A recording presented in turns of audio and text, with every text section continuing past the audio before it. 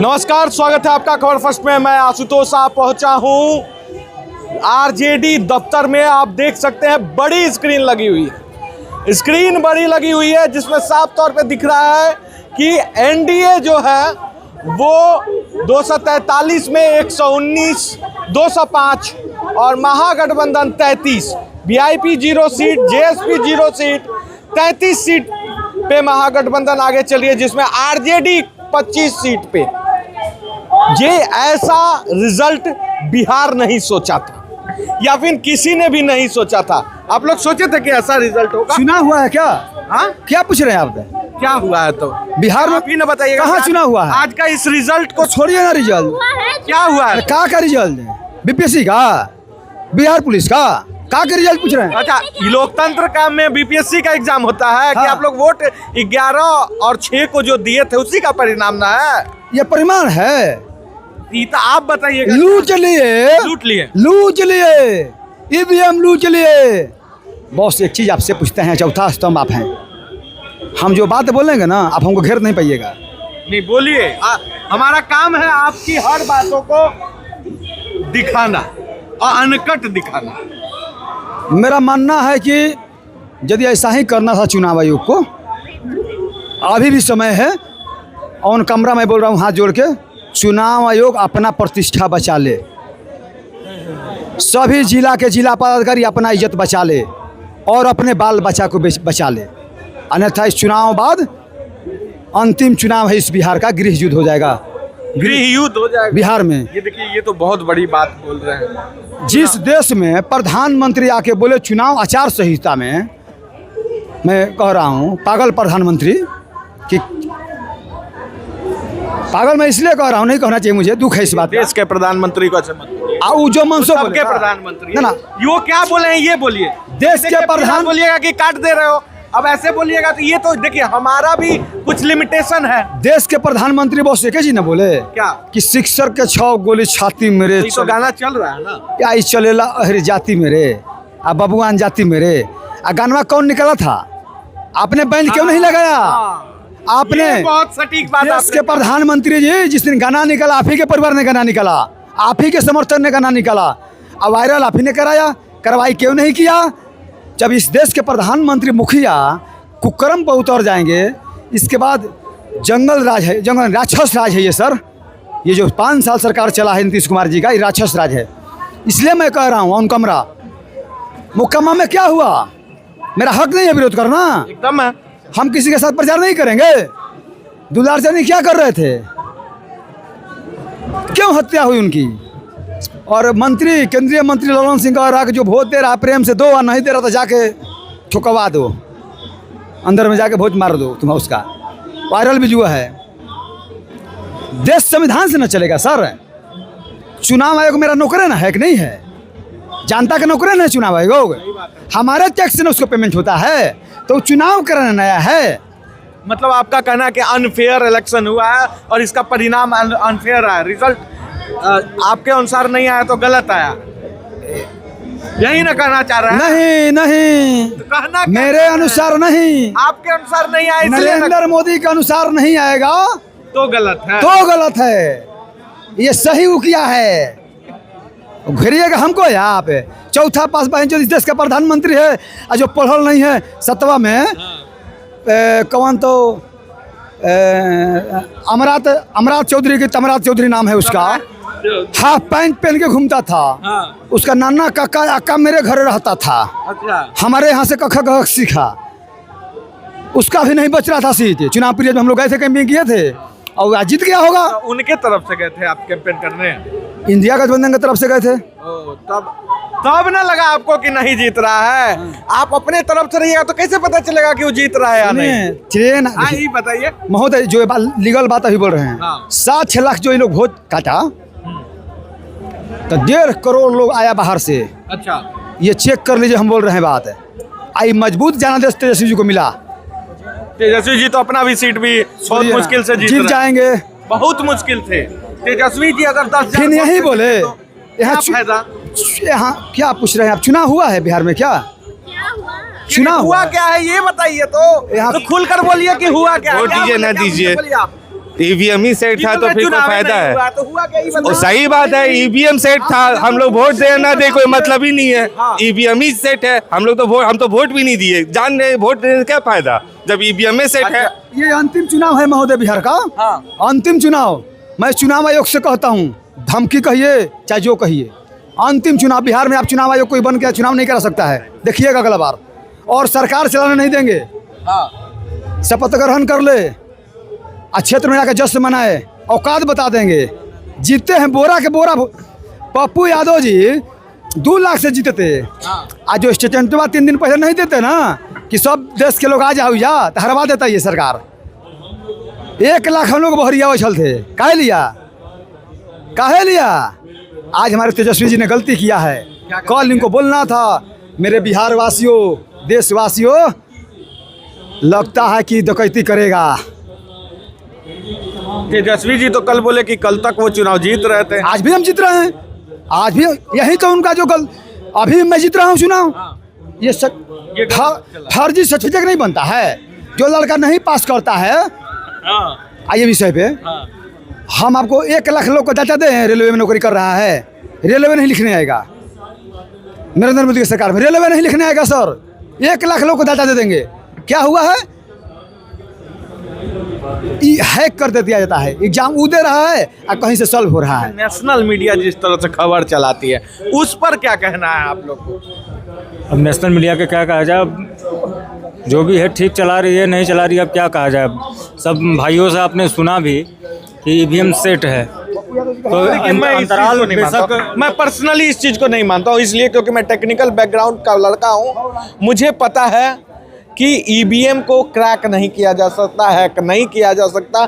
आप एक चीज़ कर सकते हैं कि बदल दीजिएगा, और वो नहीं हो सकता इसलिए क्योंकि हर पार्टी का बूथ में एजेंट होता है। एजेंट के सामने ईवीएम खुलता है, लॉक भी होता है, और उसी एजेंट के सामने फिर जब गिनती गिनाता है तो वही ईवीएम खुला जाता है। तो इस बीच में ये सारी चीज़ें नहीं हो सकती। ईवीएम हैक करने वाला बात मेरे समझ से बाहर की चीज़ है। लोग बड़गलाहट बोले जो भी बोले, लेकिन टेक्निकली इट्स नॉट पॉसिबल। हाँ, पॉसिबल क्या है कि लोगों को बड़गलाना।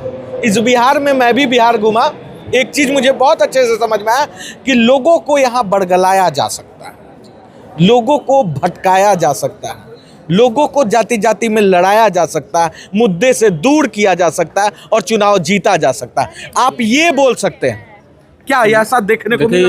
ये चुनाव देखने के बाद यही समझ में आ रहा है, मुद्दा पे तो किसी ने वोट ही नहीं दिया। मुद्दा पे वोट नहीं दिया। मुद्दा पे अगर वोट दिया रहता तो रोजगार के लिए, अपने बच्चों के भविष्य के लिए सब लोग वोट देते हैं। लेकिन मेरी समझ जहाँ तक है कि यहाँ पे लोगों ने उससे हट के फिर वो जाति धर्म वाली वोटिंग हो गई बिहार में।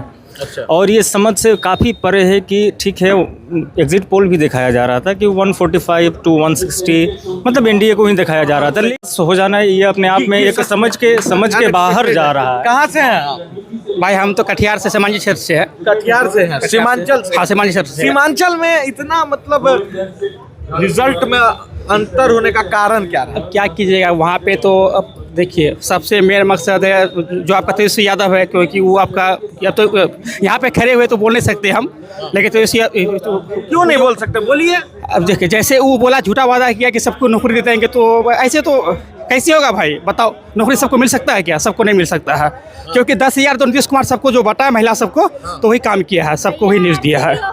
आरजेडी ऑफिस में इतना सच बोलते हो? वही बात नहीं भाई, हम भाई बिल्कुल सदा संत आदमी बोलेंगे तो क्या हो जाएगा भाई? कुछ नहीं हो सकता है, क्योंकि भाई सबको स्वतंत्र है, सबको आज़ाद है, सबको जीने का अधिकार है, उससे बड़ी बात कोई नहीं है।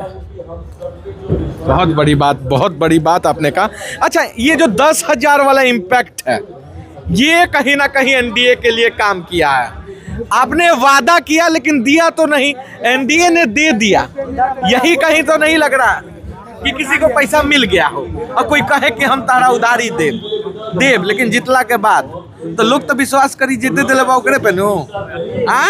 अरे बोला नहीं, डरते हैं। देखिए ये भी लेकिन बात है, आप तो आरजेडी कार्यकर्ता ही है ना? नाम कार्यकर्ता नहीं है, इसलिए डर है क्या? ना डर कौन बात के, मतलब यही बात ये तो भाई लोकतंत्र में हत्या है कि पैसा दे के चुनाव जीतना। अच्छा, ये तो हम पहला बार जिंदगी में देख रहे हैं कि चुनाव में पैसा मिलता जब है। बूथ लूटा जाता है उस समय बूथ समय लूटा भी तो हत्या होता था। तो बड़े लोग लूटता था, गरीब आदमी नहीं लूटता था। गरीब आदमी को तो वोट देने नहीं देता था उस समय। नहीं, बड़ा आदमी लूटता था। अच्छा, मतलब उस समय गरीब आदमी वोट नहीं दे पाता। ना उसको भगा देता गोली मार के। भाग। अच्छा, गोली मार देता। हाँ, न तो मार देंगे। मतलब एनडीए की सरकार है तब गरीब लोग वोट दिए। हाँ, वोट कर दिए। अब वोट दे रहा है जब से लालू यादव सत्ता में आए तो गरीब गुरुआ वोट दे रहा है, न तो पहले कहाँ दे रहा। देखिए अभी अभी न्यूज़ आ रहा है कि राघोपुर से तेजस्वी यादव आगे हो चुके हैं और ये देखिए जश्न का माहौल है। राघोपुर से तेजस्वी यादव आगे हो गए हैं, आप देख सकते हैं। अब एक सीट का जश्न मना ले। चलिए, तेजस्वी यादव आगे हो गए। सीट इतना अभी दिखा रहा है कि इतना हार जीत सबकी दिखा दिया, लेकिन देखिए ये उत्साह सिर्फ एक व्यक्ति के चलते, जो तेजस्वी प्रसाद यादव वहां से जीत गए। ये अपने आप में देखिए सब कार्यकर्ताओं में क्या हुलास और उत्साह लेकर आया। बस यही कहेंगे कि अभी और जीतेंगे, अभी और इंतजार करें, अभी और सीट जीतेंगे और अब इंतजार किया जाए। अभी इंतजार किया जाए, रिजल्ट में टाइम है, अंतिम क्षण तक इंतजार करेंगे। क्या? अभी तो खेसारी लाल तो बाकी है, वो भी आएंगे यहाँ। हाँ, चलिए देखिए, ये उत्साह एक सीट की ही भले ही हो, भले अभी 5 बज गया है, रिजल्ट इनके फेवर में नहीं आ रहा हो, रुझान इनके फेवर में नहीं आ रहा हो, लेकिन फिर भी आरजेडी ऑफिस में उत्साह है। उत्साह इस बात से है कि राघोपुर से अंतोगत्वा तेजस्वी यादव जीत गए। मार्जिन भले कम रहा हो लेकिन जीत गए। देखिए, मैं एक चीज तो मानता हूं, इस बिहार में घूमने के बाद मुझे 2 ही पार्टी का कैडर बस आया, अब पसंद भी आया 2 ही पार्टी का कैडर। एक पार्टी आरजेडी का, जिसमें खुलकर आरजेडी के साथ थे, आरजेडी को सपोर्ट किए और दिल से आरजेडी को पसंद करते हैं, और दूसरा बीजेपी का कैडर।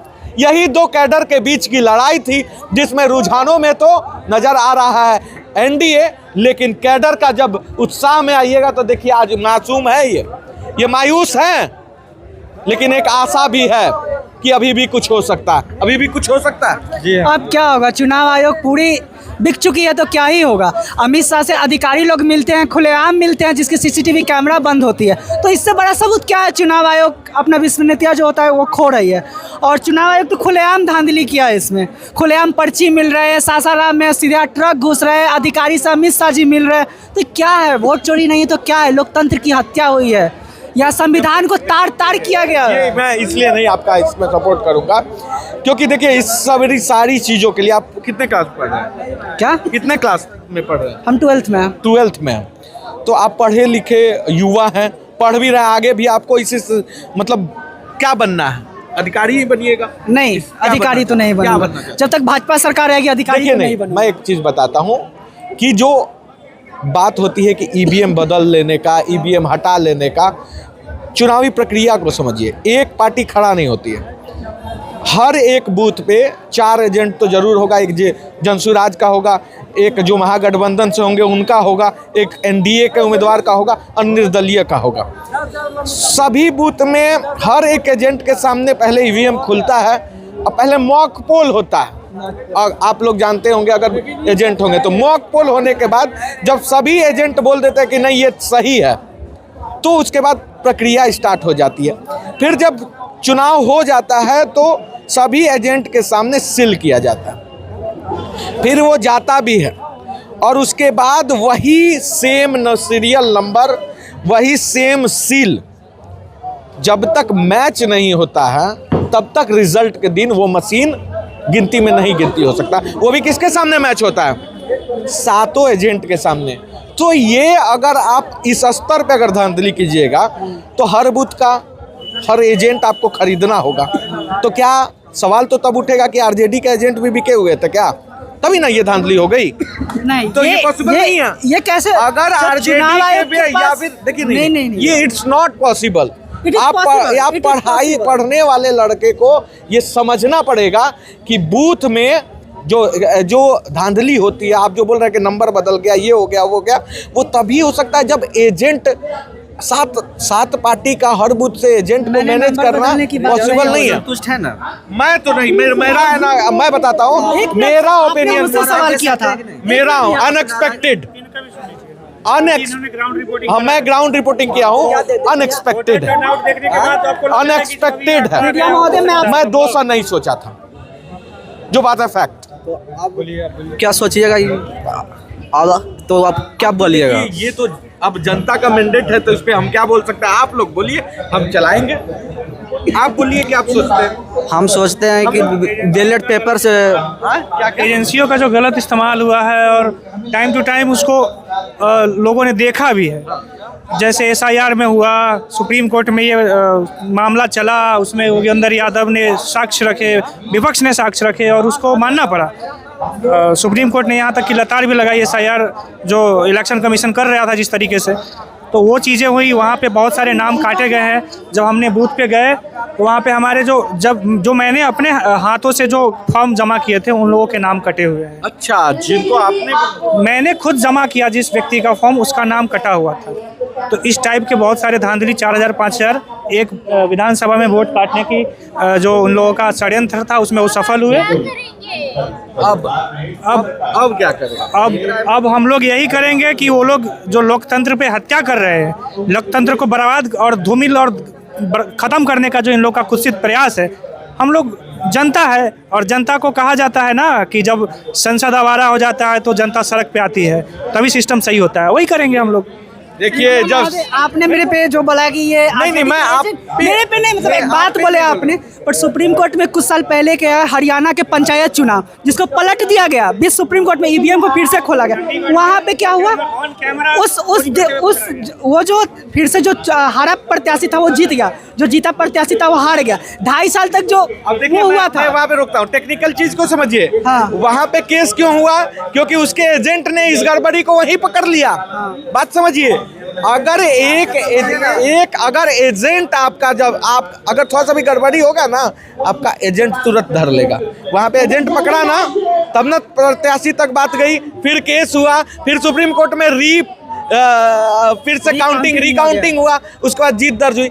मेरा सवाल यही है कि गड़बड़ी तभी हो सकती है जब टोटल एजेंट, हर बूथ का, हर पार्टी का, हर एक एजेंट अगर किसी पार्टी के साथ बिक गया हो और उसमें इंक्लूडिंग मैं, अगर आप ये बोल रहे हैं अपने एजेंट पे पूरा भरोसा, हमारा एजेंट तब नहीं हो सकता, तब नहीं हो सकता।